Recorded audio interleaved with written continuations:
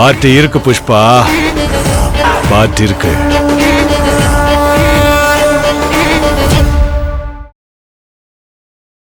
திருவண்ணாமலை இதுவரைக்கும் வரலாற்றுல ஒரு காணாத மழைப்பொழிவை, பெரும் மழைப்பொழிவை ஒரு குறுகிய நேரத்திலேயே ஒரு 6 மணி நேரத்திற்குள்ளாக பார்த்ததன் காரணமா இது போன்ற ஒரு நிலச்சரிவு ஏற்பட்டிருக்கு.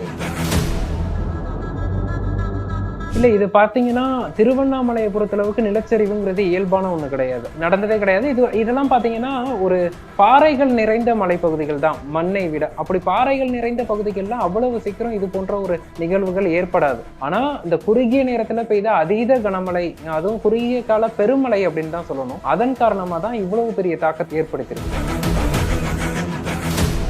இல்ல வயநாடு நிகழ்வும் இதே போன்றுதான். இரவு தொடங்கி ஒரு பரவலான மழையாக தொடங்கி கனமழை பொழிவு தொடர்ச்சியாக ஒரு 12 மணி நேரத்துக்கு நீடிச்சிச்சு. ஒரு 3 முதல் 4 சென்டிமீட்டர் மழை ஒரு 1/4 மணி நேரத்துல பதிவானா அதோட தாக்கமே பெருசா இருக்கும்.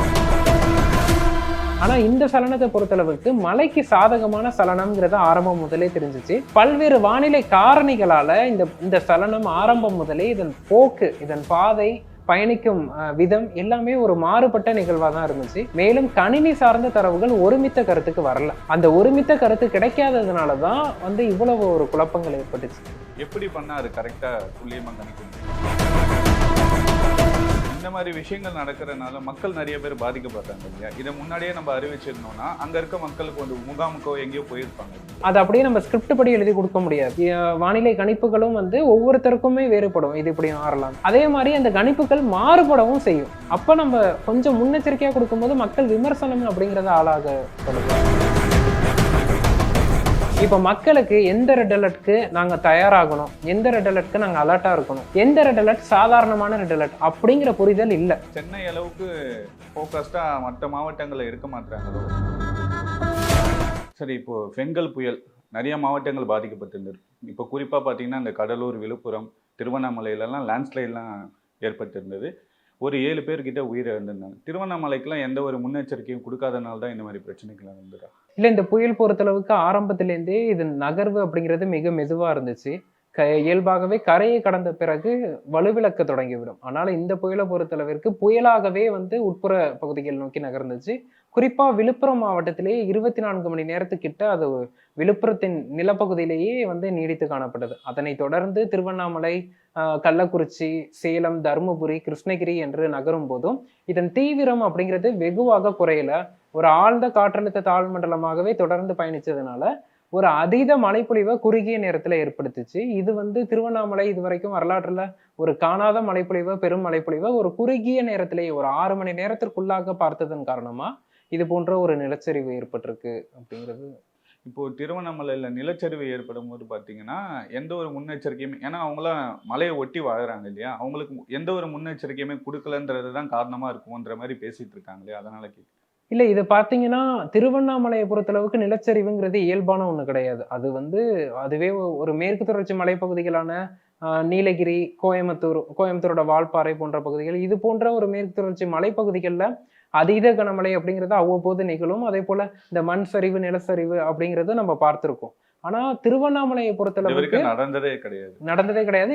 இதெல்லாம் பாத்தீங்கன்னா ஒரு பாறைகள் நிறைந்த மலைப்பகுதிகள் தான் மண்ணை விட. அப்படி பாறைகள் நிறைந்த பகுதிகள்லாம் அவ்வளவு சீக்கிரம் இது போன்ற ஒரு நிகழ்வுகள் ஏற்படாது. ஆனா இந்த குறுகிய நேரத்துல பெய்த அதீத கனமழை, அதுவும் குறுகிய கால பெருமழை அப்படின்னு தான் சொல்லணும். அதன் காரணமா தான் இவ்வளவு பெரிய தாக்கத்தை ஏற்படுத்தியிருக்கு. இப்போ இந்த நிலச்சரிவுலாம் முன்னாடி கணிக்க முடியாதா நம்ம ஐஎம்டினால?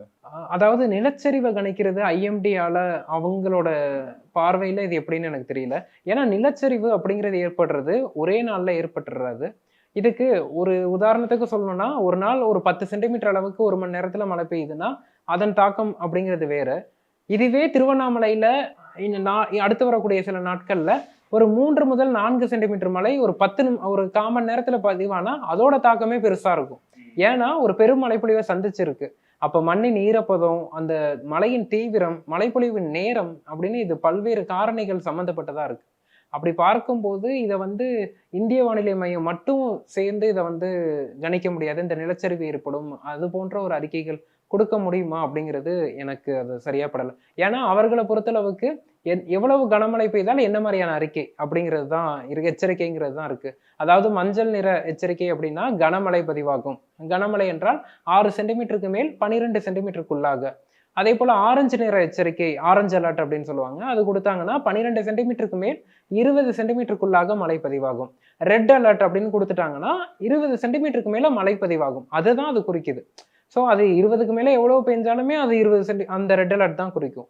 இப்படிதான் இருக்கு அவங்க வகைப்பாடு. அப்படி இருக்கும்போது நிலச்சரிவுக்கெல்லாம் தனிப்பட்ட முறையில வந்து முன்னாடியே வந்து முன்னறிவிப்புகள் வெளியிடுறாங்களா அப்படிங்கிறது எனக்கு தெரிஞ்சு இல்லை.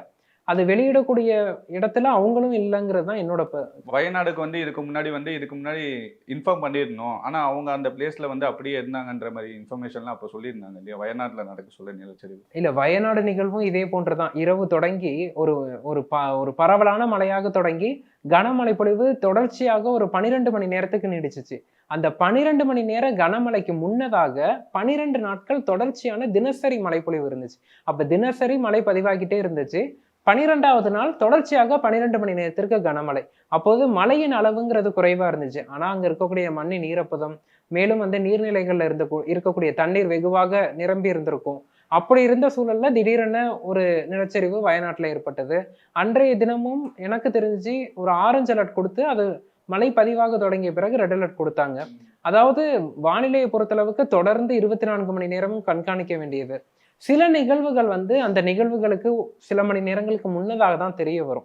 அதை வந்து உடனடியா நம்ம வந்து மக்களுக்கும் அரசுக்கும் வந்து ஊடகங்களுக்கும் கொண்டு சேர்க்க வேண்டும். அந்த அளவிற்கு நம்ம வந்து முன்னேறிட்டோமா அப்படிங்கிறது கேள்விக்குறிதான். அதே மாதிரி இந்த பெண்கள் புயலுமே ஸ்டார்டிங்ல வந்து ஒரு 4 மாவட்டங்களுக்கு வந்து ரெட் அலர்ட் கொடுத்துருந்தாங்க. புயல் வந்து ரொம்ப ஃபார்ம் ஆகலை, ரொம்ப கம்மியாக தான் இருக்குன்னு சொல்லிட்டு 4 மாவட்டங்களுக்கு ரெட் அலர்ட் வந்து கேன்சல் பண்ணிட்டாங்க. அதுக்கப்புறம் அந்த புயல் வந்து ரொம்ப ஸ்ட்ராங் ஆனதுக்கப்புறம் இந்த பாதிப்புகள்லாம் ஏற்பட்டிருக்குல்ல, ஏன் இந்த கன்ஃபியூஷன் வருது? இல்லை, இந்த சலனம் உருவானதுலேருந்தே நிறைய வந்து குழப்பங்கள் தான் மக்களிடையே, அதே போல ஊடகங்கள், அரசு தரப்புல. என்ன காரணம்னா பல்வேறு மாறுபட்ட கருத்துக்கள் வந்துட்டு இருந்துச்சு. புயல் சின்னம் ஒரே இடத்துல நிலை கொண்டிருக்கு, நகரல அப்படிங்கிற மாதிரியான கருத்துக்கள். அதே போல திடீரென புயலே உருவாகல அப்படிங்கிற ஒரு அறிவிப்பு, அதை தொடர்ந்து மறுநாள் புயல் உருவாகுங்கிற அறிவிப்பு, புயல் வலுவிழந்து தான் கரையை கடக்கும் அப்படிங்கிற ஒரு முன்னதான அறிவிப்பு, தற்காலிக புயல் அப்படிங்கிற ஒரு பேச்சும் வந்துச்சு. இது போன்ற மாறுபட்ட கருத்துக்களால எல்லாருமே ஒரு குழப்பத்திலையும், அது கடந்த 2 மாதங்கள்ல பெரும் மழைப்பொழிவு நிகழாததுனால ஓரளவுக்கு இது ஒன்றும் பெரிய தாக்கத்தை ஏற்படுத்தாது அப்படிங்கிற மனநிலையில தான் எல்லாருமே இருந்தாங்க. ஆனா இந்த சலனத்தை பொறுத்தளவுக்கு மழைக்கு சாதகமான சலனம்ங்கிறத ஆரம்பம் முதலே தெரிஞ்சிச்சு. பல்வேறு வானிலை காரணிகளால இந்த சலனம் ஆரம்பம் முதலே இதன் போக்கு, இதன் பாதை, பயணிக்கும் விதம் எல்லாமே ஒரு மாறுபட்ட நிகழ்வா தான் இருந்துச்சு. மேலும் கணினி சார்ந்த தரவுகள் ஒருமித்த கருத்துக்கு வரல. அந்த ஒருமித்த கருத்து கிடைக்காததுனாலதான் வந்து இவ்வளவு ஒரு குழப்பங்கள் ஏற்பட்டுச்சு. இருந்த போதிலும் இந்த மாதிரியான நேரங்கள்ல நம்ம கணினி சார்ந்த தரவுகளை மட்டுமே சார்ந்து இருந்தா நம்மளால வந்து ஒரு தெளிவான அறிக்கையை முன்னதாக கொடுக்க முடியாது. ஏன்னா இதுக்கு முக்கியமா பார்த்தோம்னா, நமக்கு முந்தைய காலங்கள்ல இதே போன்ற நிகழ்வுகள் நிகழும் போது எப்படி இருந்திருக்கு, தற்போதைய வளிமண்டலம் மற்றும் கடலின் அமைப்பு எப்படி இருக்கு, இதையெல்லாம் வச்சு இந்த கணினி சார்ந்த தரவுகள்ல இருக்கக்கூடிய தவறுகளை நம்ம வந்து கொஞ்சம் அனுமானிக்கணும். அப்பதான் நமக்கு இதுல ஒரு தெளிவு கிடைக்கும். அதன் அடிப்படையில செல்லும் விதத்துல தான். ஆனா இப்போதைக்கு இருக்க தரவுகள் பார்த்தீங்கன்னா நம்ம கணினி சார்ந்த தரவுகளை மட்டுமே பேஸ் பண்ணி இருக்கிறதுனால இது போன்ற ஒரு குழப்பங்கள் அப்படிங்கிறது நிகழுது. குறிப்பா சொல்லணும்னா நம்ம வெப்பமண்டல நாடாக இருக்கும், அதுவும் நிலநடுக்கோட்டுக்கு அருகில் இருக்கும். ஸோ நம்ம நாட்டுல எல்லா நாடுகளோட கணிப்புகளுமே சற்று ஒரு பொய்த்து போறது தான். இந்த வருடம் வந்து கணினி சார்ந்த தரவுகள் மிக துல்லியமற்ற நிலையில இருப்பதனாலதான் பல்வேறு குழப்பங்கள். எப்படி பண்ணா அது கரெக்டா துல்லியமா கணிக்க முடியும் சார்? இதை வந்து நம்ம இந்த துல்லியத்தன்மையை மேலும் அதிகரிக்கணும்னா நிகழ்நேரத்துல வந்து செயற்கைக்கோள் படத்தையும் மற்ற ரேடாரையும் தொடர்ந்து கண்காணிக்கணும். அதே போல பிற வானிலை காரணிகளையும் நம்ம அனுமானிக்கணும். அதாவது அரேபிய உயரழுத்தம், பசிபிக் உயரழுத்தம், மேற்கத்திய தாழ்வு நிலை, காற்று முறிவு, விண்சேர், இது எல்லாமே இந்த பெஞ்சல் புயலுக்கு மேலும் வந்து ஒரு காரணியா இருந்துச்சு. அப்படி இருக்கும்போது 28ஆம் தேதி வரைக்கும் அந்த காற்று முறிவுங்கிற ஒரு அமைப்பு இந்த புயலின் பாதையிலையும் இந்த புயலுக்கும் சாதகமற்ற நிலையில இருந்துச்சு.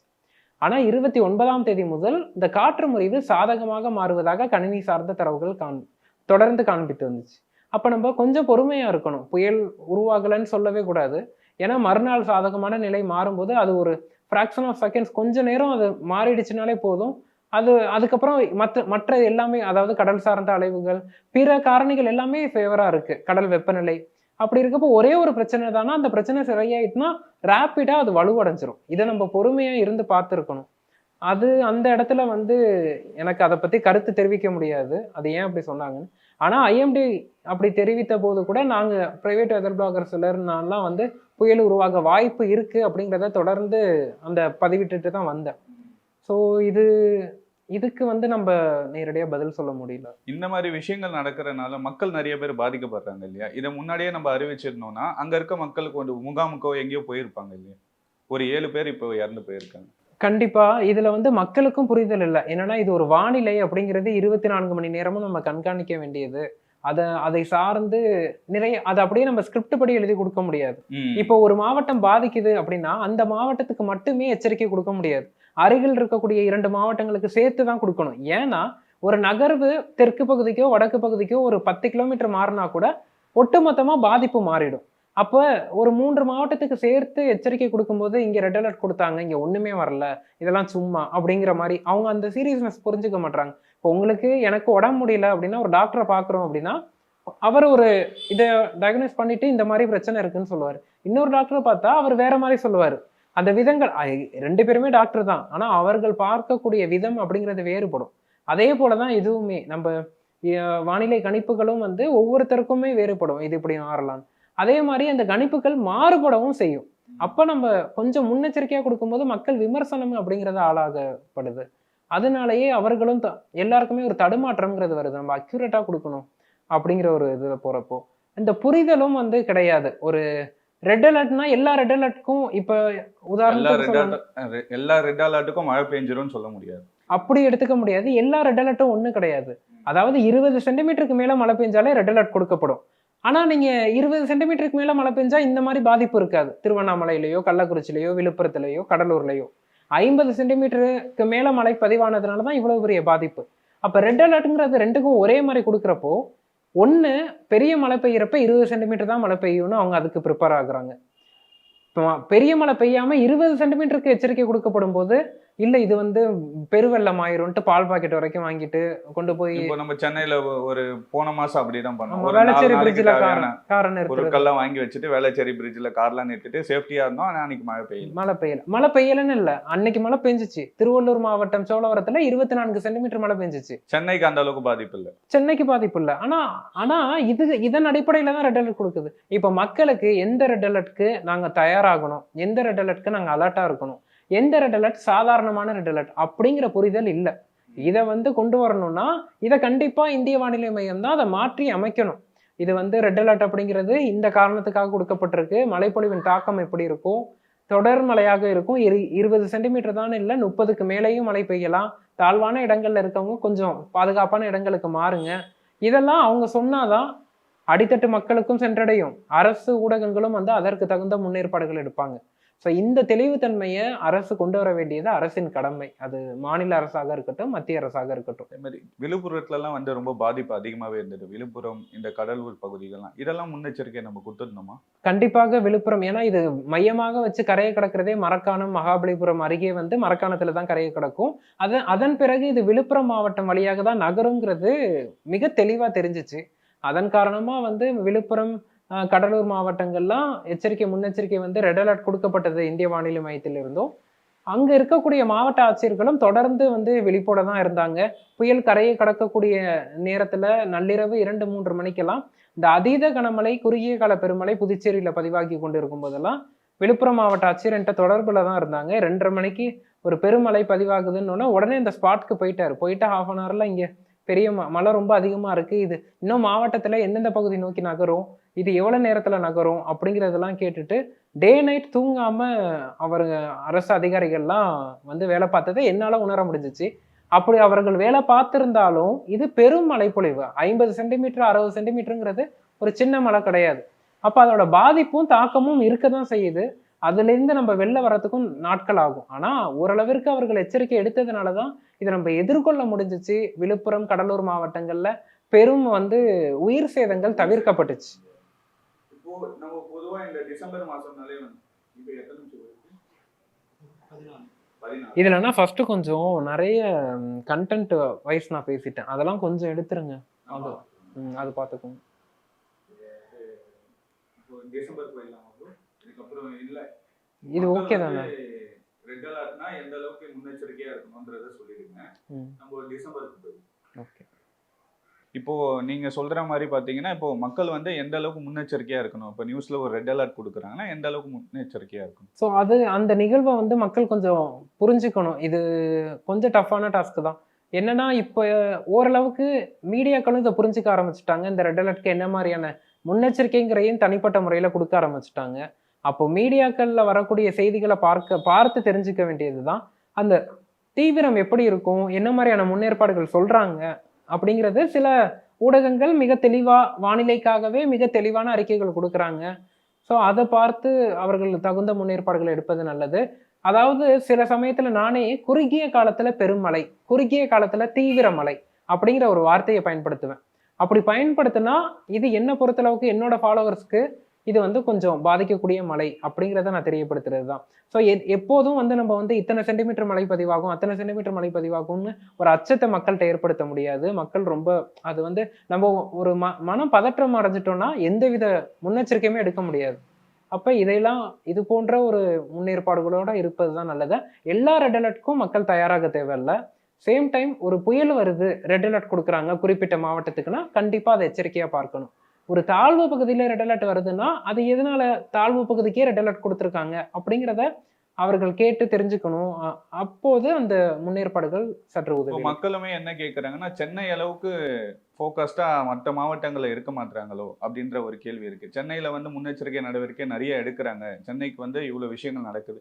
ஆனா மற்ற மாவட்டங்களுக்கு இது முன்னெச்சரிக்கையா இருந்ததுன்னா இந்த மாதிரி விஷயங்களை தவிர்த்து இருக்கலான்ற மாதிரி சொல்றாங்க. இல்ல அது முற்றிலும் உண்மையான ஒண்ணுதான். ஊடகங்களின் பார்வை கூட இந்த வருடம் பரவாயில்ல, அனைத்து மாவட்டங்களையுமே எல்லா ஊடகங்களும் ஓரளவிற்கு பாக்குறாங்க. அதுவே முன்பெல்லாம் சென்னை மட்டும்தான் பெரிய ஒரு இதா இருந்துச்சு. அது அந்த நிலை மாறும் அப்படிங்கிற ஒரு நம்பிக்கை இருக்கு. இப்போ ஊடகங்கள் முழுமையா வந்து எல்லா மாவட்டங்களுக்குமே ஒரு சரிசமமான ஒரு இதை கொடுக்குறாங்க.